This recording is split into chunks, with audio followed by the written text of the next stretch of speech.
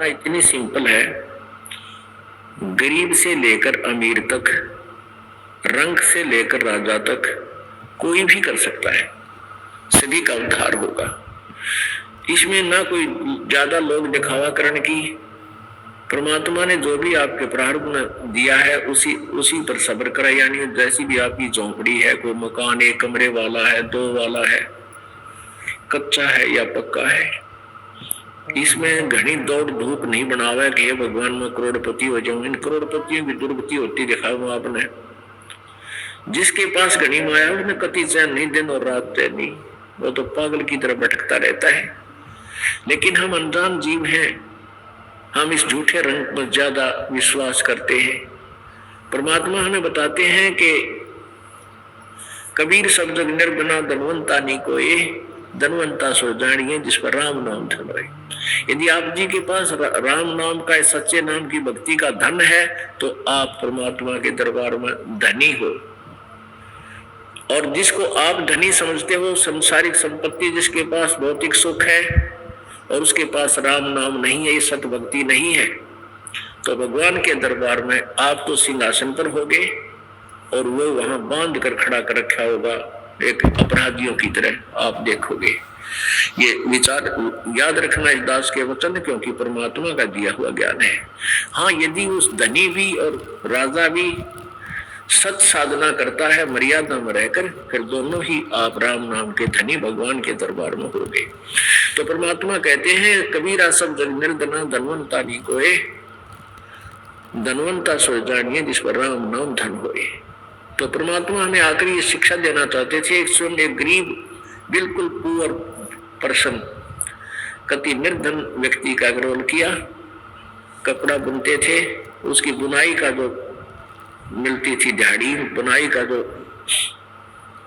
मेहनताना मिलता था, उस मेहनताने से अपना गुजारा करते थे और उसमें से भी दान किया करते थे। तो हमें यही सिखाना चाहते हैं, यदि तूने परमात्मा पाना है तो परमात्मा विश्वास रख और सत साधना कर, गुरु मर्यादा में रहे और माया संचन मत कर, संग्रह मत कर, या बहुत बुरी है जोड़ी हुई, या चैन दिन रात नहीं होने देगी।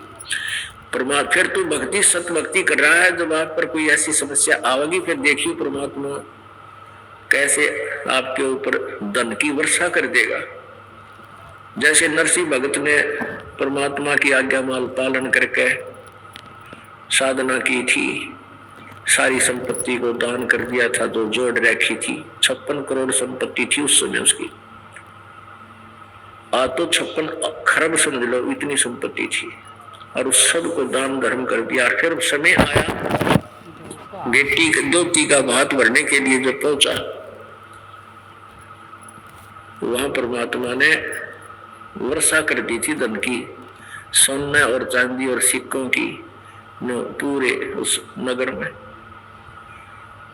पुणात्मा, हम नरसिंह जी की कथा तो सुना करते थे और इस बात को सोचते थे परमात्मा ऐसा कर सकता है, लेकिन हमारे ऊपर कभी नहीं हुआ, क्योंकि हमने नरसिंह जैसा सैक्रिफाइस नहीं किया।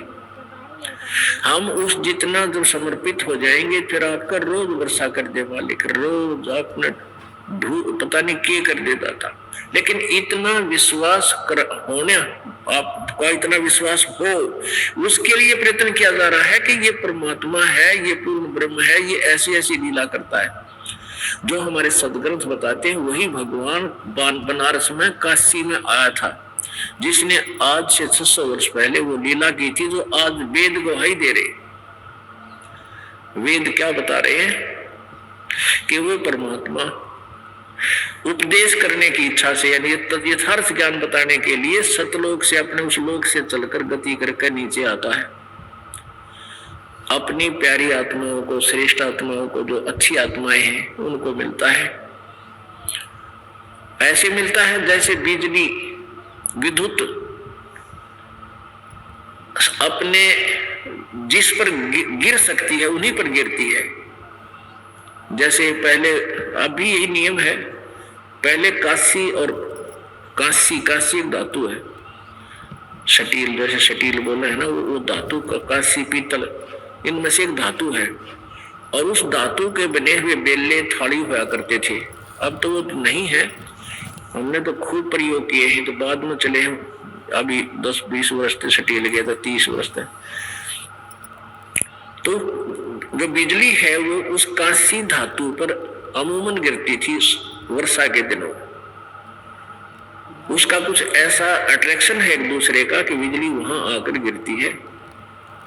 तो ऐसे ही परमात्मा उन प्यारी आत्माओं पर ही को ही मिलते हैं जो श्रेष्ठ आत्मा होती है, जो भक्ति के ग्रहण करने योग्य होती है। फिर वो परमात्मा के एफिडेविट गवाह बनते हैं और अपनी अमृतवाणी रूपी वो संत फिर एफिडेविट देकर चले जाते हैं कि वो बनारस में आया हुआ धानक जो था वो पूर्ण परमात्मा है। उसके लिए वो इसलिए जरूरी थे कि वो आज हमें परमात्मा पहचानने के काम आएंगे वो प्रमाण और ये सदग्रंथ। फिर हम भगवान को पहचान कर फिर हम बिल्कुल अडिग हो गए और सच्ची साधना करेंगे। हम किसी के भ्रमित किए हुए नहीं होंगे, क्योंकि हम जब तक स्वयं इस बात से परिचित नहीं होंगे, हमें खूब दृढ़ विश्वास नहीं होगा कि हम जो साधना कर रहे हैं ये सत्य है, तो हमें कोई भी मार्ग में यानी भक्ति के सफर में कोई भी डगमग कर देगा, तेरी साधना ठीक नहीं, तुम्हारा ज्ञान ठीक नहीं, तुम्हारे गुरु पूर्ण नहीं, उनको कोई ज्ञान नहीं, ये साधना ठीक है जो हम बताते हैं हमारे गुरु जी, तो फिर तुम डगमग नहीं होगे और सफल हो जाओगे, इन काल के दूतों के हाथ नहीं लगोगे। इसके लिए ये ज्ञान रहने कर आपको जैसे बच्चे ने टीचर पढ़ाया करे, इस प्रकार इस दास ने आपको ये समझाना पड़ रहा है। पुण्यात्मा, यदि ये ज्ञान इतना ना बिगाड़ रखा होता तो दास 1 घंटा सत्संग करता दिन में एक बार बस, और सिंपल सी आपको परमात्मा की कथा कहानी सुना के छोड़ देता, क्योंकि आपको सभी एक रस हो जाते, सबको एक ज्ञान हो जाता। जैसे पहले रामकृष्ण हर की गुण गाया करते थे, सभी संतुष्ट थे कि जो श्री कृष्ण राम जी के बारे में जो कथा सुनाई जा रही है ये सही है, तो उसके बारे उसके लिए 1 ही घंटा काफी होता था। कृष्ण सुदामा की कथा सुना दे या कृष्ण जी का जन्म की लीला सुना दे, उस समय हम गदगद हो जाया करते थे। तो हमें क्योंकि डाउट नहीं था कि ये गलत, हमें और भी कोई भगवान है, साधना और बढ़नी चाहिए, हमें शक नहीं था इस बात का। अब हमें पता चला। तो ऐसे ही जब आप इस परमात्मा की लीलाओं से और परमात्मा के इस ज्ञान से परिचित हो जाओ हो गए होते, पहले ही ऐसा होता तो 1 घंटा एक दिन सत्संग, परमात्मा की महिमा, कोई शब्द गान या कोई वाणी सुना देता, आप बस संतुष्ट रहते, क्योंकि पता था कि आप सब समझ चुके हो। लेकिन अब ये ज्ञान समझाना और एक प्रमाण देना टीचर की तरह अनिवार्य बन गया, क्योंकि आपके हृदय में ये फीड करना है। आपके अंदर जो फीड हो चुका है उसको हटाना है।